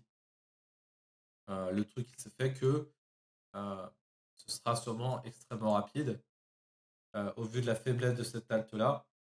Et forcément, quand la dominance, je sais pas, vite fait, après, je sais pas le rendu, ce qui va se passer. Mais ouais, tu vois, typiquement, Avax a explosé à la hausse. Ça, c'est un peu plus chiant. C'est que Avax a explosé à la hausse quand le BTC avait déjà bien top. Et donc là, c'était vraiment quand la dominance était déjà, tu vois, était déjà retournée à 40. Donc pour moi, c'est un timing de sortie. Et c'est là où tous les petits actes se sont mis à exploser en fait. Il y a eu une chaise musicale au bout à ce niveau-là. Et en un rien de temps, Avax a explosé, a fait x10, hein. Alors même qu'en fait, la dominance était déjà à 40%. Donc j'espère cette fois-ci, euh, si je fais. Hop, euh, j'espère que cette fois-ci, si la dominance, donc en rose, se met à chuter fortement, que Avax en profite pour monter. Qu'il n'attende pas que la dominance arrive à 40 pour se mettre à faire son run, quoi. Effectivement, j'aurais peut-être déjà vendu. Maintenant, là où Avax à l'époque, c'était vraiment un petit crypto, je sais pas il est dans le top combien, mais s'il est dans le top 20, j'ai espoir justement qu'il reste quand même un des premiers à avoir, enfin pas avoir l'avantage, mais en tout cas un des pionniers des altes qui accélèrent avec la dominance qui chute, quoi. Et pas un des derniers. Ça après, c'est toujours pareil, on peut pas en être sûr. Il a mis 3 mois quand même. Oui, bien sûr. Parce qu'en fait, on a eu une période où en fait le BTC avait complètement top. Pour autant, les actes ont quand même pas autant. La dominance avait bottom, pour autant on avait une rotation sur les actes qui faisait exploser. Mais là, si on arrive sur la chaise musicale, j'aurais pas envie de rester en tout cas aussi longtemps dans le marché, pour moi, avec une dominance à 40. C'est là où justement, c'est là où tout le monde explose, ouais, c'est la hot season, etc. Sauf que tu sais très bien que c'est le moment où la musique peut s'arrêter du jour au lendemain et qu'il ne faut pas rater la sortie. Il y a ces rachats à 17. Ouais, le rachat à 17, on l'avait bien noté celui-là. Et toi, tu avais même mieux TP que moi, je pense. J'étais pas sorti beaucoup, moi. Euh, mais c'était Avax ETH qui était effectivement euh, intéressant. Pour moi, le but, c'était de stacker plus de TH. Enfin, moi, le but, c'est de stacker plus de BTC. Pour stacker plus de BTC, faut jouer sur les actes. L'acte que je joue, c'est ETH. Donc, il faut que je trouve un. Et si je veux acheter autre chose qu'un alt, il faut que je trouve un alt qui surperforme du coup ETH. Et donc, on avait fait, typiquement, on avait mis à l'époque justement en avant que Avax avait très bien bougé au début d'année. Enfin, plutôt fin 2023. Maintenant, il reste encore 60% d'outperformance. Maintenant, voilà, il y a 60%, mais si ETH double, il aura doublé plus 60%. C'est toujours pareil. Et avec une max target, pour moi, autour de un AVAX qui fait plus 120% par rapport à ETH. Donc pareil, scénario hypothétique, hein. Si ETH double, on a un ETH qui arrive à 8000, du coup, le AVAX devra faire déjà doubler, passer à 100, plus avoir une surperformance de 120%. Donc 200%. Donc pour atteindre en soi un AVAX, un spread AVAX ETH ici, il faudrait que AVAX arrive à 200 et que ETH soit à 8000. Ça donne un peu une idée. Pour moi, 200, ça me paraît déjà extrêmement haut sur AVAX. Après, je veux dire, c'est classique, hein, c'est un ATH. Euh, Est-ce que tous les codes vont faire des ATH? Non. Est-ce que AVAX pourra le faire le sien? Potentiellement. Bien sûr, pareil, on peut pas. C'est pas parce qu'avant avant il a pas fait d'ATH que on va dire il avait été créé en fait à l'époque. Mais est-ce que tous les Dino coins vont faire des ATH? Non. Hein. Clairement, je sais pas, je te prends un truc. Je doute bien euh, que EOS, je doute qu'il fasse un ATH. La réalité, Atom, je doute qu'il fasse un ATH. Maintenant, comme je dis, hein, je peux totalement me tromper. Je doute qu'il fasse un ATH. un ATH. Encore, Atom a plus de chances que EOS. On va pas se mentir. Là où EOS doit faire un fois 20, Atom ne doit pas faire un fois 20, mais le multiple en fait est tellement monstrueux que, en tout cas, moi je le vois. En tout cas, pour moi, c'est impossible de jouer un retour à l'ATH sur ce genre de coin. Mais déjà en soi, rien qu'un retour à la moitié, ça fait déjà un x10 en soi. Donc c'est pas des coins, j'ai envie de hold long terme pour viser des targets monstrueuses, hein. C'est des trucs que j'ai envie de sortir rapidement et récupérer, on va dire, le risque que j'ai pris dessus. Tout ça pour dire que Avax, pour moi, a quand même une belle tronche pour faire un ATH. Hein. Il doit pas faire un multiple de dingue pour retourner à son ATH. Hein. Il doit à peine faire à peu près x3. Donc ça me semble encore largement possible. La structure en versus BTC reste propre. Les 200 pour moi sont pas complètement out. Pour moi, il reste quand même assez, on va dire, c'est beaucoup plus cohérent possible en tout cas. Le potentiel est beaucoup plus grand que Avax touche les 200 et fasse un nouvel ATH que EOS, hein. Et que Atom aussi, parce que pareil, Atom, la réalité, c'est qu'il faut faire. Atom, faut faire combien? Ouais, faut faire x5. Bah, si c'est possible. Je veux dire, après, le problème, c'est toujours pareil, on peut jamais. C'est ce qui arrive, hein, c'est quand la dominance, elle chute. Là, ça fait très longtemps qu'on n'a pas eu de dominance très faible. Donc à chaque fois, on oublie, hein, mais c'est le zoo. Hein. C'est le zoo, c'est comme je vous dis, hein, c'est des journées à plus de 40% sur des actifs à droite, à gauche. Donc c'est toujours difficile, imaginable quand on est à une dominance à 60 ans. Euh, Link, on peut regarder Link. Je crois que Link a une structure vraiment pas dégueu non plus. Non, mais Link peut tout à fait, effectivement. Lui, il a encore un x2, un peu moins d'un x3. Link est extrêmement propre. Hein. Il est un peu comme Avax. Hein. Il a une structure un bottom, un lower high, un lower low, un higher low, pardon. Donc il est extrêmement bien positionné pour enchaîner. Avax, c'est pareil. Avax, c'est pareil. Maintenant, c'est pour ça, c'est le problème quand je bâche Atom, c'est pas par pure amabilité, hein, c'est juste qu'il n'a pas de structure comme ça en fait. Tac, tac. Il a fait un nouveau lot. Et donc forcément, soit il fait un V-bottom effectivement et il part. Mais en tout cas, graphiquement, c'est clairement pas la même propreté que des autres.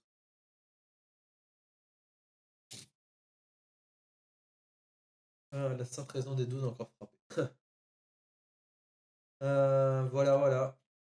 Moi aussi, je crois que je suis sur Avax et je suis sur Xava aussi. Donc c'est pareil, c'est le shitcoin de la chaîne.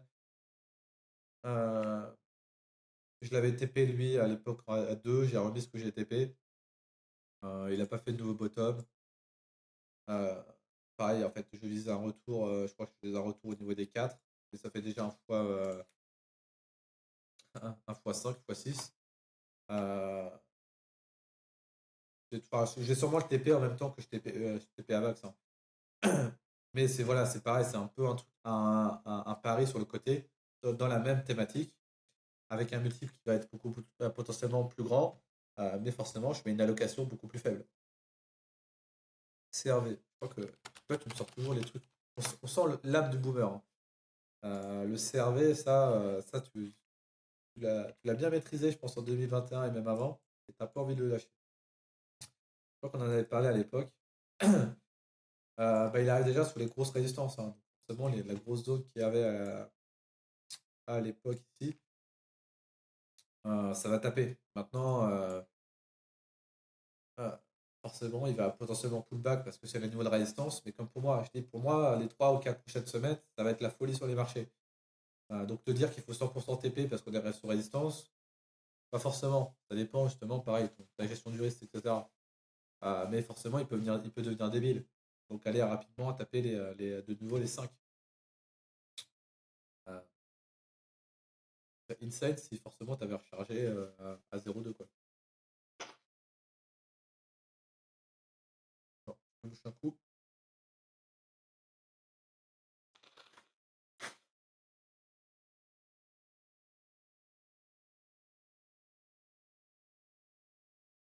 Hein, hein, hein.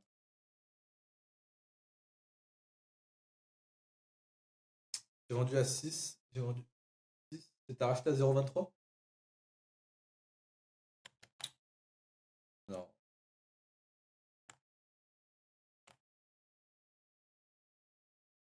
Faudra faire après une liste des comptes des meilleurs trades que les gens ont fait avec les screenshots. Pas forcément le montant, hein, juste les petits au bottom.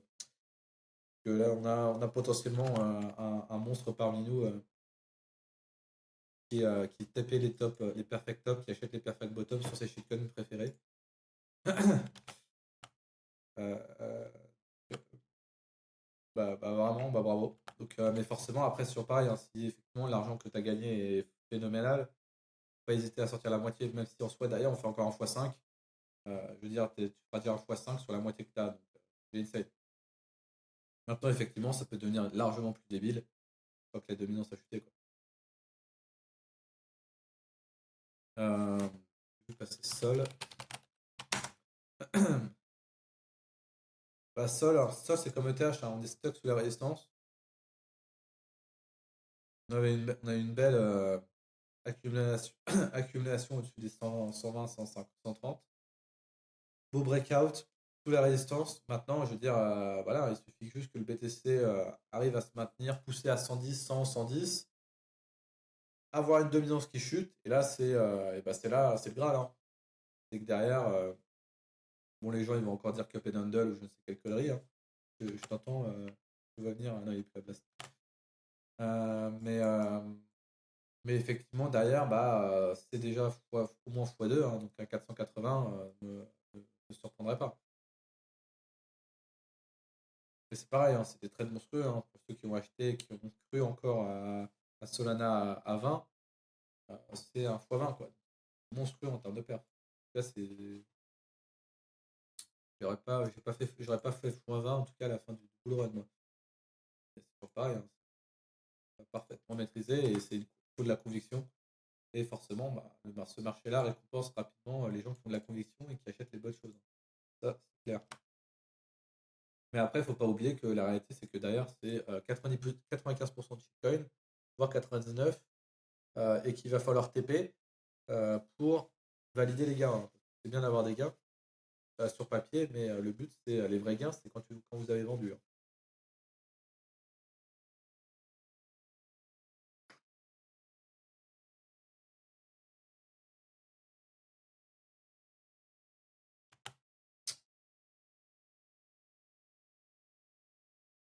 C'est quoi contre les Copenhagen? Non, mais je sais pas. En soi, les épaule, tête, épaule, ça me dérange pas, mais les cup and handle, je sais pas, ça me sort par les yeux.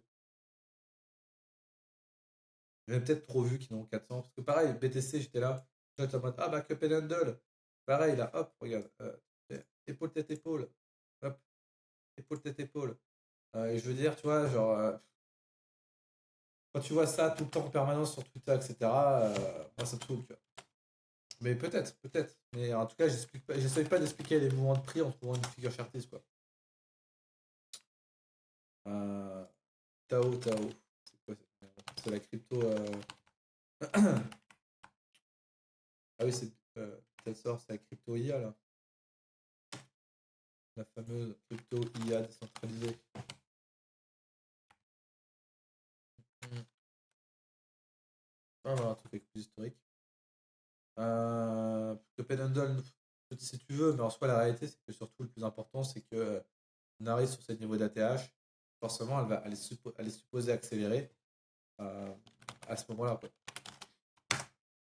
Euh, et au BTC, voilà, pareil, hein. Le but, c'est de viser forcément un retour déjà sur ces anciens ATH versus BTC et derrière de ne pas être trop greedy sur la target finale, quoi.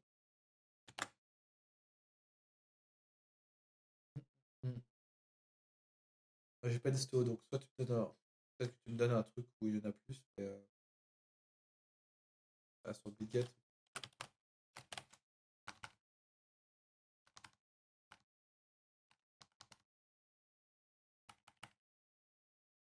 Bah,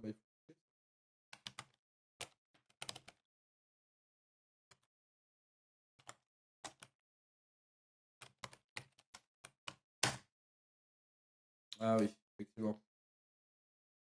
Ah oui, il a déjà bien pump.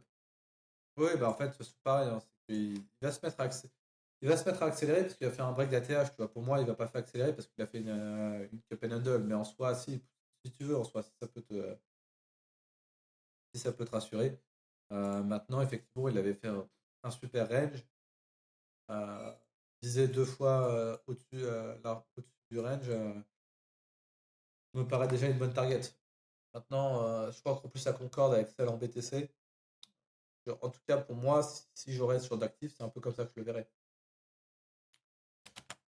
Euh, oui, oui, c'est ça. La réalité, c'est ça. C'est une belle conso, c'est un range, et après, en fait, tu reports la taille du range au-dessus, hein. ADA. Euh, alors, ADA, le classique, hein, il fait rien pendant un moment et d'un coup, il se met à pump. Lui, en soi, la structure n'est pas si dégueulasse que ça, hein. On a quand même euh, un bottom ici, un bottom un peu plus haut, même peut-être un double. Donc on peut se dire qu'il peut encore pousser super haut. En plus, c'est genre, je me rappelle, hein, c'est les coins tout petits qui ont pas beaucoup enfin, qui vaut quelques dollars. Donc les gens se disent, bah forcément, ça vaut quelques dollars. Donc imaginez quand ça aura le prix du BTC, hein, typiquement, c'est comme le Doge, hein, parce que les gens ne comprennent pas le calcul qu'il faut faire pour une market cap. C'est pas possible en soi, avoir un prix de ADA égal au prix du BTC. Euh, donc c'est les choses où quand les retails viennent, c'est les genres de trucs qui pètent, pour être complètement débiles. Parce que bah, tu vas avoir des trucs, imaginez si ADA à 1 va à 100 000, euh, wow, regardez la performance que ça peut faire, quoi.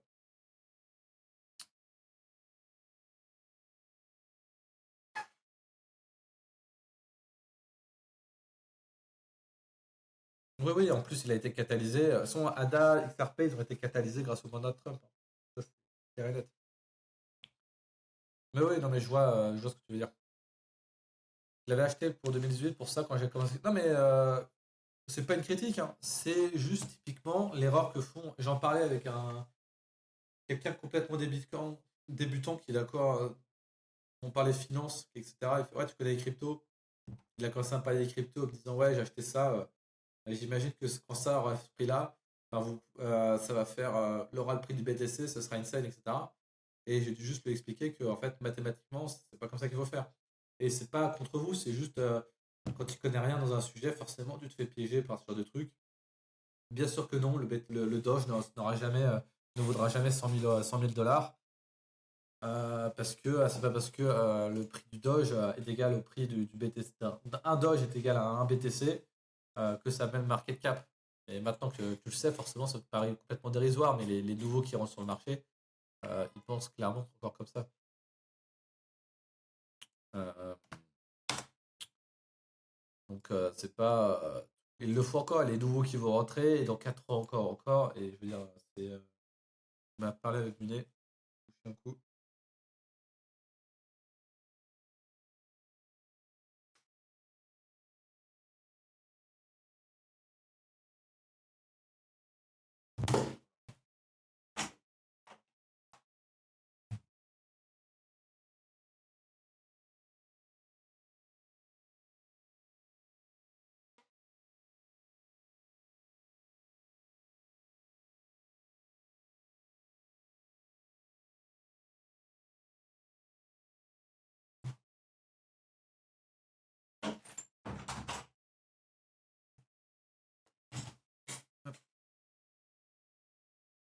Ok.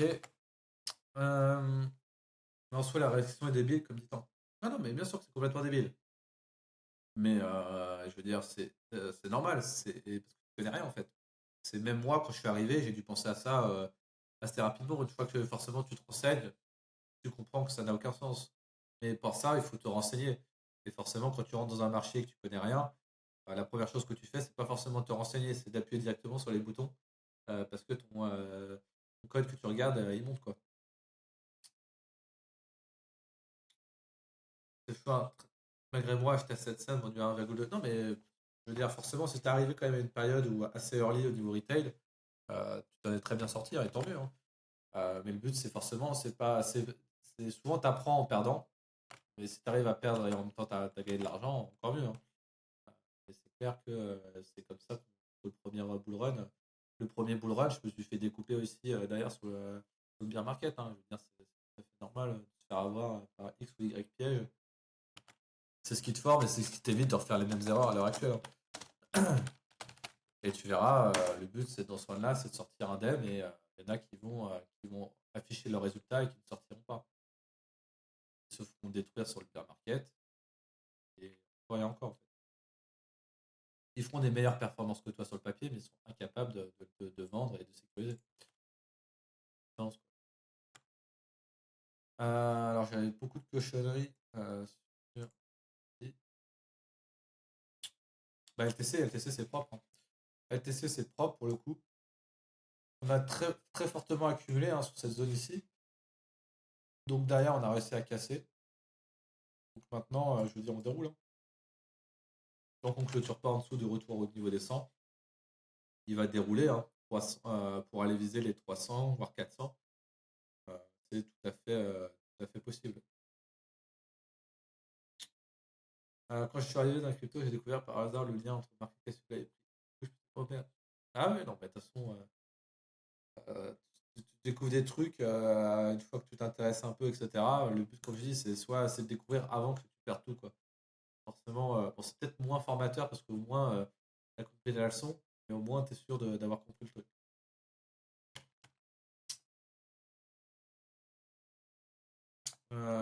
Mais voilà, voilà. Bon, c'est un peu le tour. Le BTC, du coup, il fait quoi? On rebondit un peu sur notre triangle. Bon, soit, toujours pareil, hein. Le but, ce sera l'intéressant, c'est de regarder les funding rates. Forcément, là où c'était complètement la folie à 14h, 15h, ça commence déjà à être beaucoup plus sain. On est retourné sur un funding rate avant ATH, quoi. Euh, Pas sur tous les alts, forcément. Mais le plus important, c'est surtout le BTC, quoi.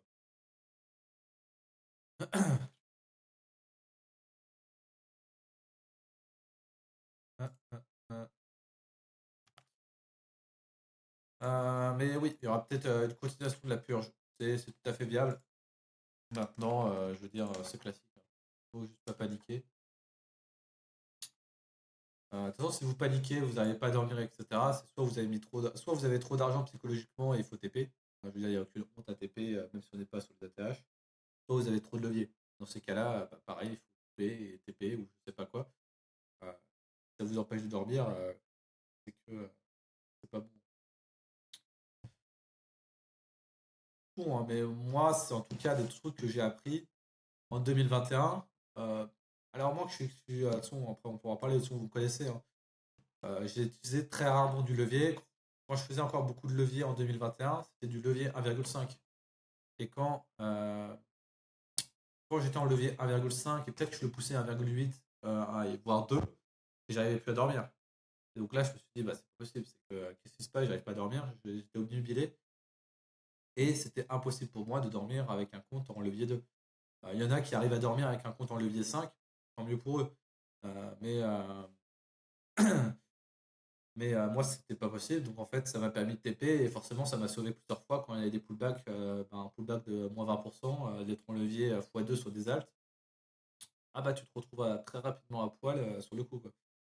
Donc, c'est pas des choses à faire. Euh, il faut aussi se connaître un minimum. Il faut connaître un minimum, mais il faut connaître nos limites. Il n'y a pas, y a pas de, y a pas de honte à ne pas faire du levier, au contraire. Comprendre pourquoi les gens font l'utilisation du levier, je veux dire, c'est normal, hein, tu as une petite somme, tu as envie de démultiplier tes gains, euh, c'est tout à fait légitime. Il y en a qui arriveront très rapidement, très fortement, ça te donnera envie de le faire. Et soit tu as de la chance, tu fais partie de ce genre de gens qui ont beaucoup de chance et voire beaucoup de talent, mais aussi beaucoup de réussite. Euh, Soit tu ne fais pas partie. Malheureusement, on n'entend que ceux qui ont réussi. Parce que bah, toi, quand tu fails, tu vas pas faire un thread sur Twitter, comment j'ai perdu X, quoi. On voit sur Twitter comment on voit que les threads, comment j'ai gagné X avec un levier, machin. Vraiment, c'est le biais du survivant, quoi.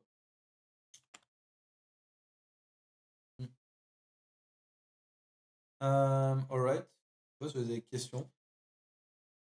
Faites du sport. Oui, faites du sport. C'est pour important, hein. Surtout avec les poches pleines comme vous devez potentiellement avoir, tu dois avoir, Nash. Important.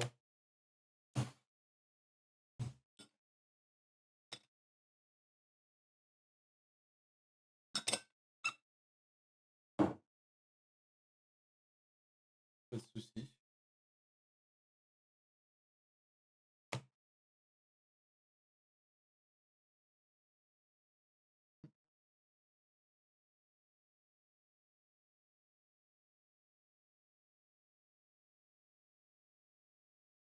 Euh, non, on a bien. Après, ça coïncide avec la faiblesse du dollar. Forcément.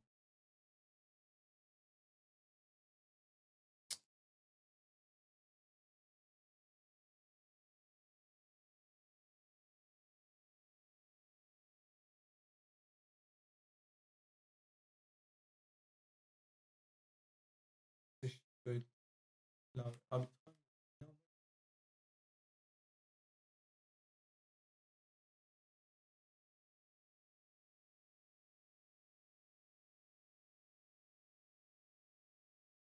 Ouais, ouais, ouais.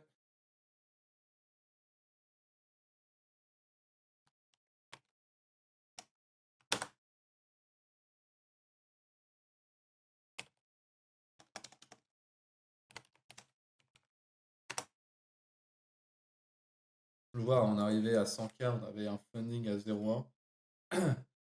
On est 1% en dessous. Enfin, on est à 3-4% en dessous. Boum, on est déjà.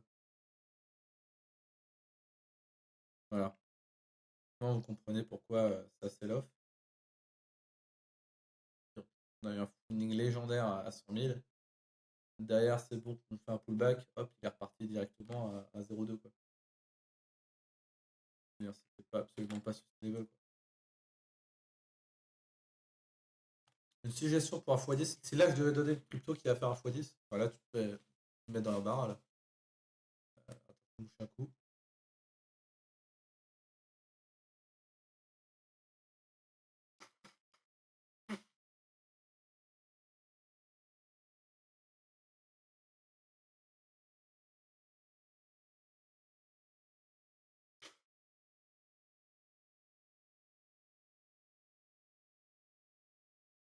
mouille-toi. La réalité, c'est que je me mouille tout le temps, hein, mais c'est le principe, peut-être pas autant que Rod ou d'autres comme ça, mais non, non, mais de toute façon, moi, le seul crypto où je la vois potentiellement faire un x10 que j'ai en portefeuille, hein, donc en soi, je suis mouillé, c'est Xava. C'est juste le shitcoin de la BSC, de la blockchain AVAX. Bon, soit je suis déjà en x2 dessus, mais là où Avax a potentiellement encore un x3 à faire pour moi, voire x4, ça ne me surprendrait pas d'avoir encore un x5 voire un x10 sur Xava. Maintenant, c'est pour un retour à. Bon, là, forcément, c'est à 0,9 déjà. Là, il faudra que ça retourne à 10. Là, ça fait un peu loin quand même. Euh, J'aurais du mal à dire que c'est viable. Parce que forcément, je l'ai acheté plus bas. Mais voilà, si je dois me mouiller, je dirais ça, quoi. Mais bon, je suis tellement loin, alors ça n'a pas de sens.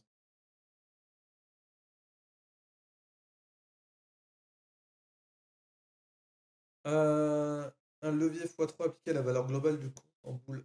C'est-à-dire x3 sur le même actif, sur la même classe d'actifs, x3 sur les cryptos, x3 sur les US et cryptos.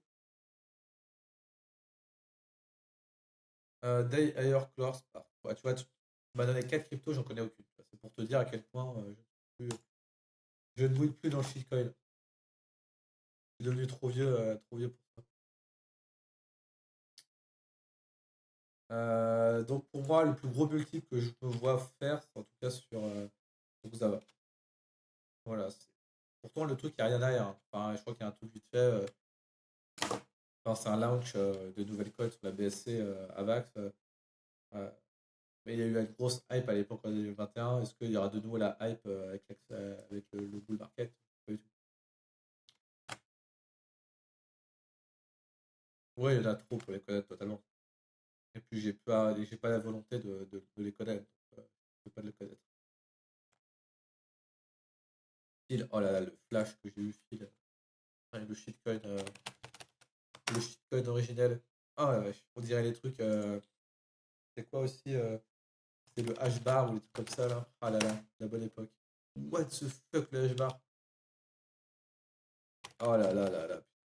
Sérieusement, ça fait ça. Le shitcoin au réseau.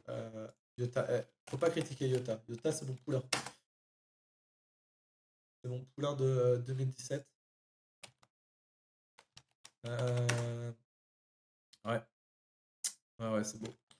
Ah la vache. Euh, euh, euh. Mais oui, il y en a plein. Ouais, je vais pas tout les faire, mais vous voyez le truc.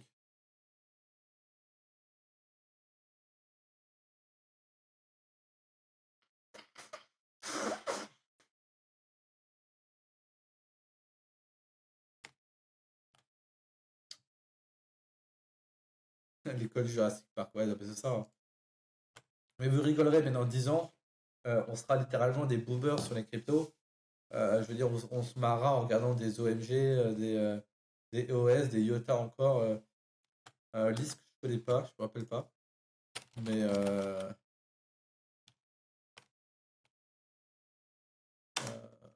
me rappelle pas, ou des Komodo, enfin des trucs, ça, des trucs en 2017 qui faisaient parler partout en mode ça allait révolutionner. Et la réalité, c'est que vous voyez, hein, dans le temps, ça devient complètement des mêmes coins. Et la réalité, c'est que la plupart des coins à l'heure actuelle, ce sera encore. Les coins du moment seront très certainement des dinos plus tard et des coins qui vont être abandonnés, quoi. La question, c'est effectivement, si vous misez sur des blockchains comme Avax, Solana, faut avoir en tête que c'est possible dans un monde qui finisse comme des dinos comme ça. C'est juste que bah, la blockchain n'a pas marché, la technologie, le marketing autour n'a pas fonctionné pour en faire un vrai projet. Je veux dire, la réalité, c'est le risque. Parce qu'effectivement, vous savez, vous êtes les premiers à savoir que le top 10, voire le top 20, n'a rien à voir à chaque cycle différent, quoi. On est déjà des boomers des cryptos. Ouais, non, mais c'est vrai. Après, il y a toujours plus boomers, quoi. Il y a ceux effectivement qui connaissaient depuis 2015, 2010, etc. Euh, Mais encore un ou deux cycles où effectivement, on fera les boomers originels, quoi. Alright.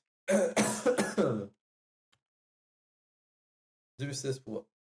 Ouais, bah ça remonte, hein. Moi, c'était début 2017. Début 2017. Ouais, on a fait du chemin, hein. Ça fait 8 ans, 8 ans, 7 8 ans qu'on côtoie ce marché tous les jours. Moi, ça m'a donné ma profession, donc en soi, je vais pas me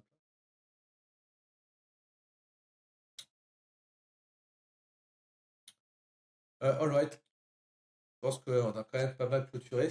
Je vais essayer d'éviter de canner sur ce live-là pour pouvoir vous en faire les prochains et pouvoir taper le top avec vous. Attends, ce serait bien que je me repose ma voix surtout. Du coup, je pense on va tirer la révérence. De toute façon, là, on a 1h40 de live, pas mal de live. Allez pas vous faire avoir sur les mèches, vous faire liquider sur les x3 de Nash, je pense qu'il a un x3 sur XRP depuis tout à l'heure. Faut éviter. Faites pas avoir comme lui sur les pullbacks. Et on se dit du coup à la semaine prochaine.